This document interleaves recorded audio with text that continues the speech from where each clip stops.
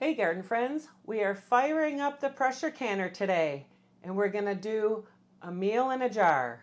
If you want to see what we're doing, keep watching this video.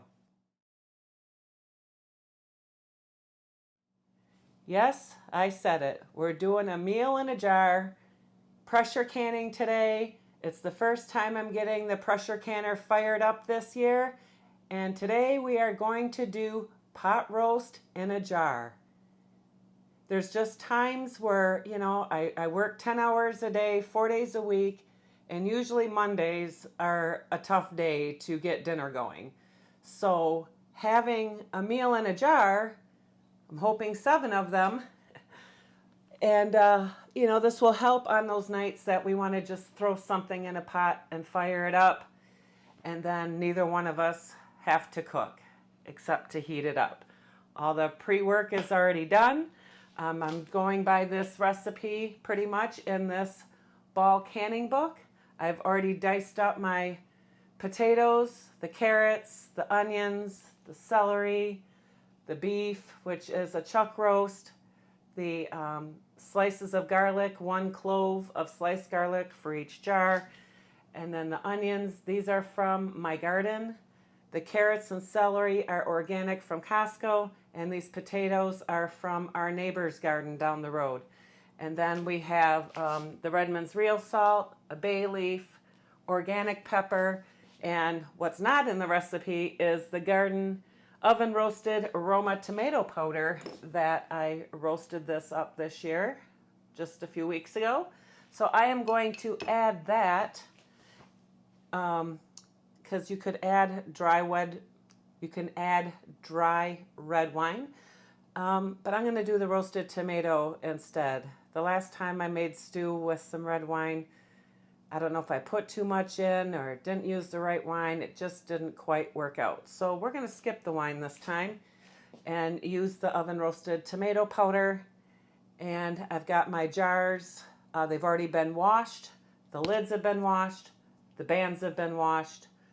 And then I've got my jars in some hot water in the sink because we want the jars to be warm, because we're going to raw pack and then put in some hot broth, and then the canner will be hot. So the jars, if their jars need to be warm, canner needs to be warm so they can all warm up together.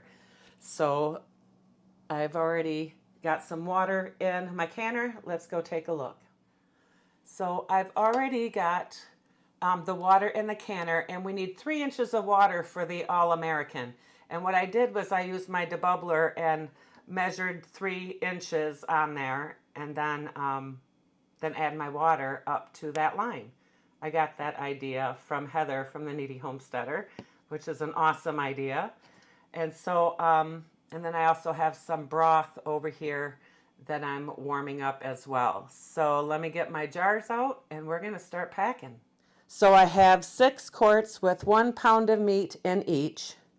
And then the other would be a 1/2 cup of potatoes is next.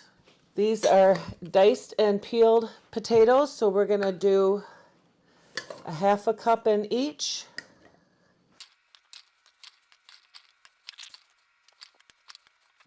And you want to pack it down, but not extremely tight, but you just want to pack it down.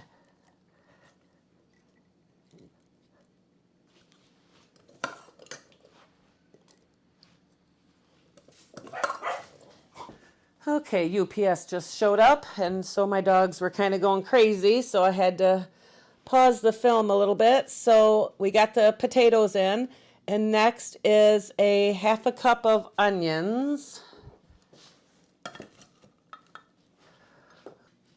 Yes, it's a 1/2 cup per jar.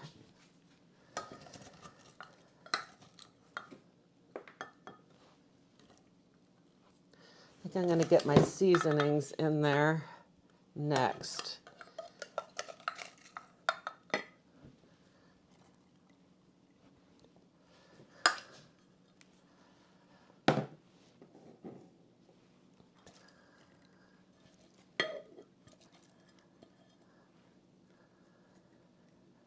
We're just going to kind of even this out a little bit.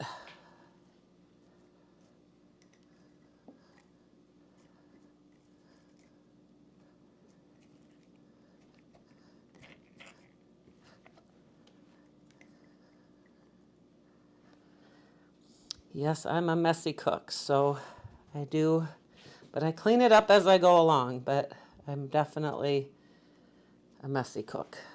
All right, so that's all the onions.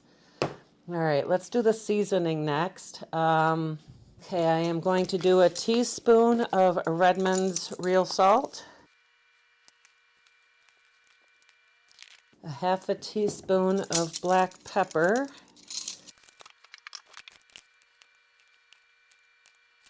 all right, we also have sliced garlic for each, 1 clove of sliced garlic to go in each. A teaspoon of thyme, dried thyme.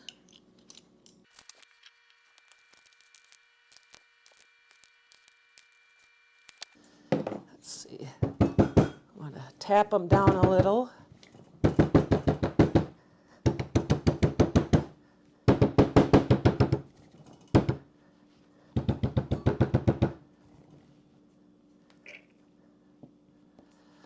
All right, they each get a bay leaf. So everything that's going in these jars are low acidic, so that is why you have to pressure can these. You do not want to water bath can these. If you follow the directions, you should be fine. So the next item I'm adding, it's not in here, is my oven roasted Roma tomato powder, and I'm just going to do a teaspoon in each. I'm going to substitute this for the wine. This should give it a nice depth flavor. And I believe that is all. Yep, that's all the seasonings. So then we'll top it off with the carrots and the celery. See, we'll just do a 1/4 cup of each and see how we do.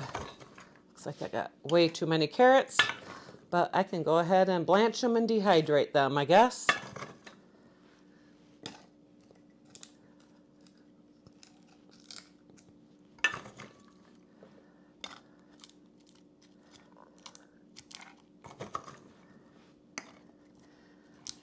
Ooh. We want an inch headspace, so everything needs to come up to this rim here, liquid and product.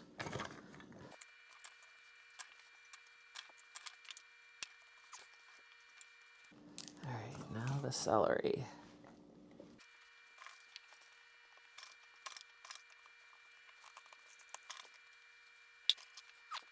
Just got to kind of eyeball the rest because we're getting too close to our headspace. You could always add less meat, you know, maybe a little under a pound, and you'd probably be able to fit more.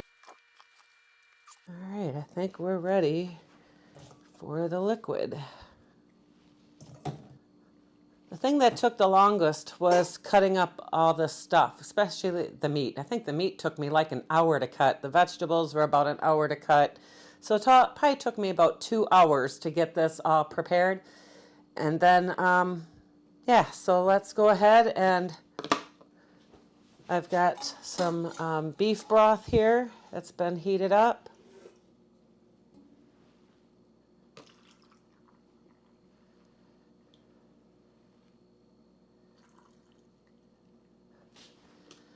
We'll just go ahead and put the broth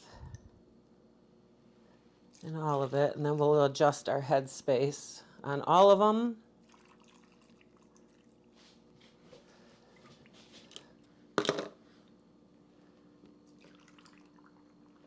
You can also use hot water if you want, but I like the extra broth flavor because the meat, when it's processing, will also produce its own flavors as well.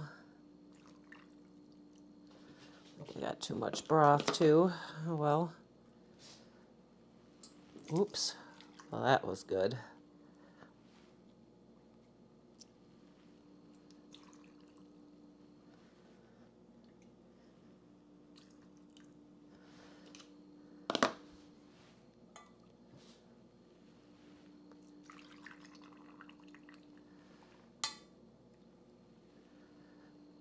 meat packed in there pretty good, so I'm probably going to need to adjust. Let's do this one first.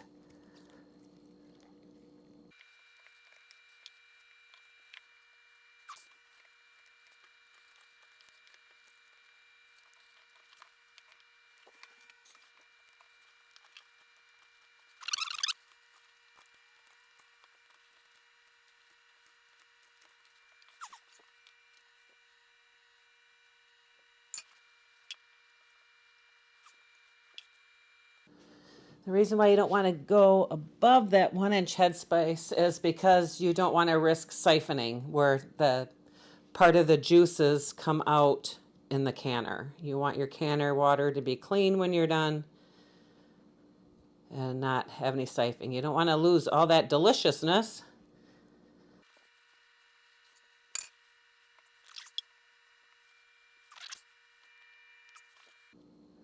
I'm losing my seasoning doing that. All right, I think it's close enough. Okay, now that we've got them all debubbled, we want to clean the rims. I have a paper towel with some white vinegar, and we're just going to go ahead and go around all the rims because we want a good seal.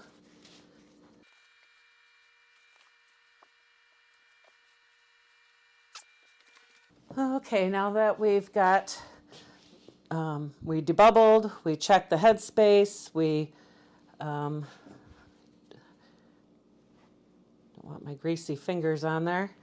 We debubbled, made sure the headspace was right, and now we're going to go ahead and put the lids on.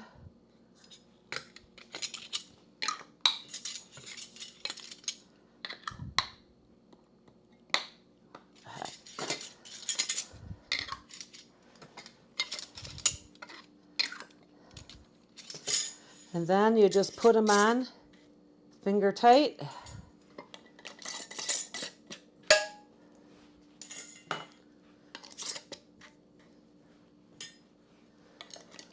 Definitely don't want to make it too tight because then that will cause the lids to buckle. Okay, off to the canner we go.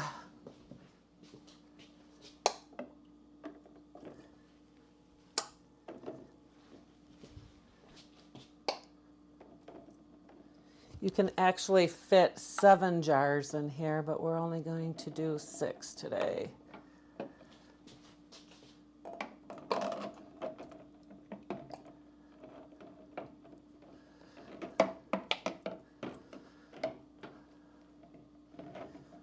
Okay, they're all in the canner, and you can see that the water is not submerged over the jars. So it's a little bit different when we pressure can. We do not want the water to go over these lids. In water bath canning, yes. Pressure canning, no. So let me go get my lid, and we're going to go ahead and put that on. Okay, so we're locking this down. You do the opposite ends.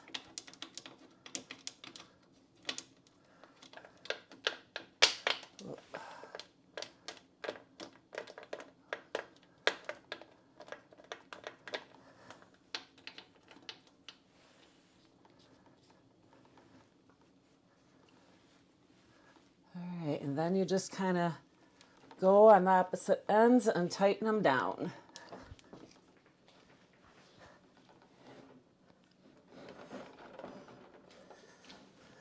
Turn up the heat, and we're gonna get this going, and we're gonna wait for this to start venting.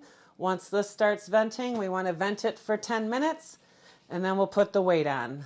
And then we are processing for 90 minutes for quarts. So we will be back when I'm ready to put the weight on. Okay, we're steaming here. We're waiting for this to be a steady stream. It's just about there, and then I'm going to set the timer for 10 minutes. And then after 10 minutes, we can put the weight on. So you can see the steam coming out. All right, I'm going to set the timer for 10 minutes.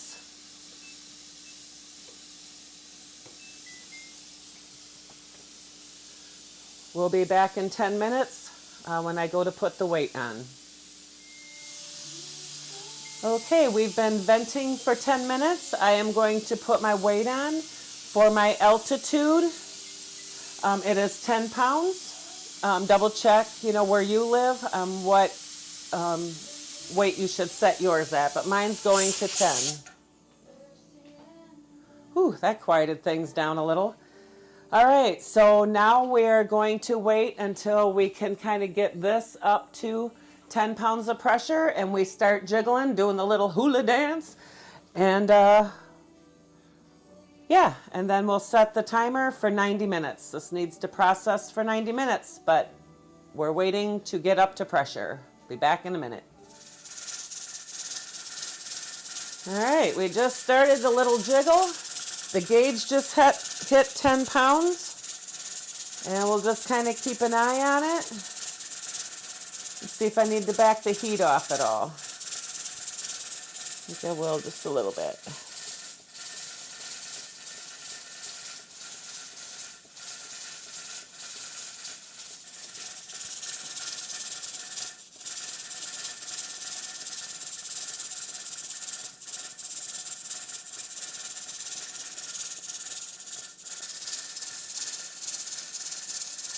Okay, I think we've got to a consistent pressure. We're probably at about 11 pounds there, and it's jiggling kind of decent, not extremely rapid. So I am going to set the timer for 90 minutes.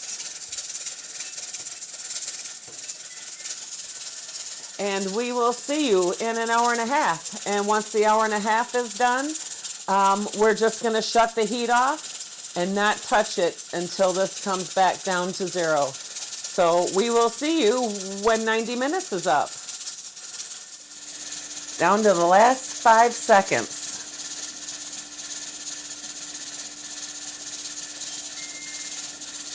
Okay, we have hit our 90-minute processing time. I am going to shut off the timer. I am going to shut off the heat. And what do you do next? Not a dang thing. You're going to let this thing cool down all by itself. We are going to wait for this gauge to get down to 0 before we touch this. You don't want to loosen this. You don't want to take the weight off. Leave it alone. So this is my opportunity. I need to run to the store to get some mushrooms for beef stroganoff that we're having tonight. And by the time I get back, this should be just about cooled or cooled down. See how it's already starting to cool down? The weight is no longer doing its hula dance. And yeah, so I will be back in a little bit. And when I come back, this will be completely cooled and we'll open up and see what happened. Okay, I just got home from the store and we're at 0 here on the gauge. And everything should be cooled down, but I'm sure it's still going to be bubbling inside because it's going to take a while for everything to cool down.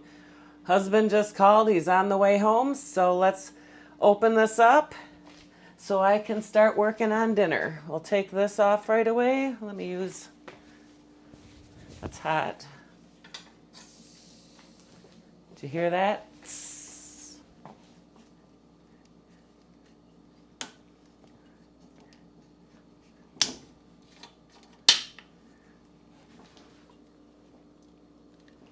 It's hot.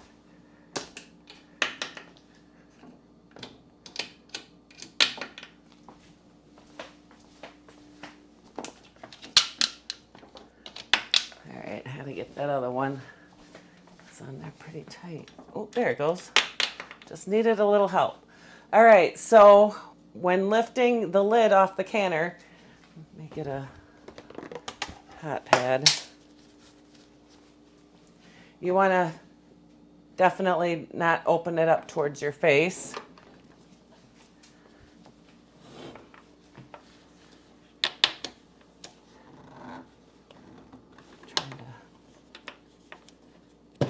There we go. All right.